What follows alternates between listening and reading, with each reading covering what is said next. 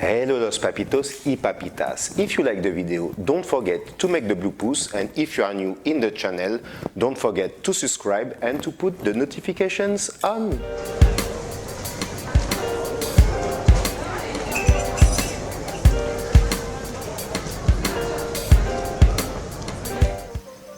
Hello los papitos y papitas, welcome back to Papikitchen. Today we're gonna cut together the lime. Hey guys, talking about the lime, it's good for your digestion and for detoxify your body. And los papitas is really good to burn fats, so you can keep the lime.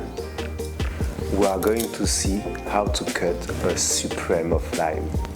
So you start to cut the bottom here to create kind of a shield to don't cut your fingers. Like this, it will be more simple also to cut the lime. You can even cut it like this, if really easy guys, really easy. You just cut all around the lime. Voila, here we go. You have your lime ready here. You just have to cut right there. Now we can cut the supreme. So you see the white membrane here, you cut really close to it. Like this, you resolve a part of the supreme. Here you have your supreme. You continue until the ends. Like this.